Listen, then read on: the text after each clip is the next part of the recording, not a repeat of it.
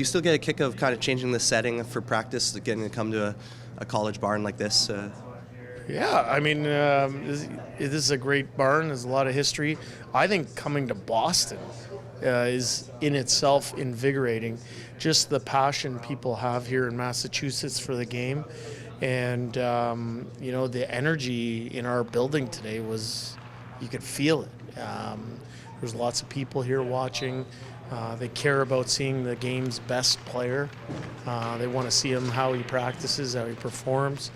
And they want to see how the Edmonton Oilers go about their business. And I think when you're in an environment that may be atypical, like a college arena, I think there's benefits to that.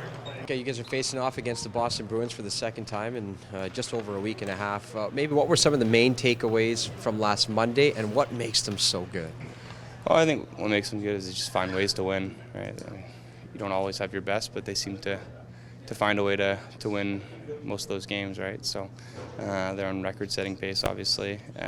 And yeah, I thought the game we played against them was competitive, and we were right in it, but they found a way to win. So it'll be a good test for us again tomorrow.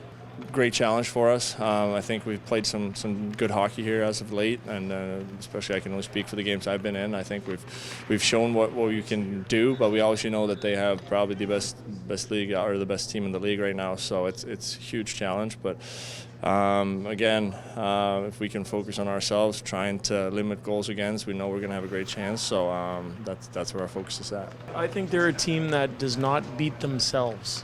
So you can't help them beat yourself. So that comes down to managing pucks, managing different situations that occur during the game. And then when the opportunity to strike is there, then you strike. And I thought, like I said, I thought it was a well-played game in Edmonton. We had the opportunity to win that game.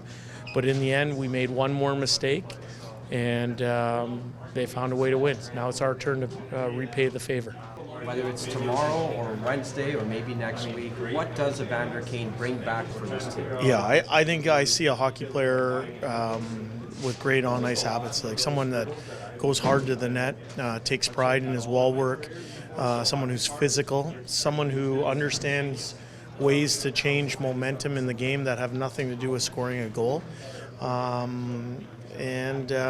He's a real valued member of our team.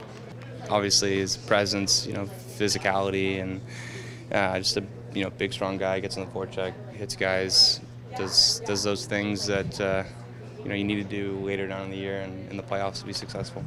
So not state the obvious, he's a goal scorer, and he's done this for years, and he's really fast, and he's a great forward. But as you're saying, he's a bit intimidating too for a D-man to play against, and he usually draws heavy matchups. So I've drawn the heavy matchups for a bunch in my career, and I know usually those guys are the small skilled guys. But here comes a guy that he's your height, he's your size, he's intimidating. So I think he brings. That's usually what happens when you bring a guy like that into the lineup. All the other guys grow a little bit, right? So just aside from what he does as a forward, I think that's the biggest thing. After the deadline, this is your team. Not much is going to change. So adding Evander to the fold, he's missed some time obviously this year with a couple different injuries, but to have him back and to have time before playoffs, I think is really important. There's nothing like game-like conditioning and game-like scenario, so it'll be good for him to get back in the fold when he does, and it'll be fun.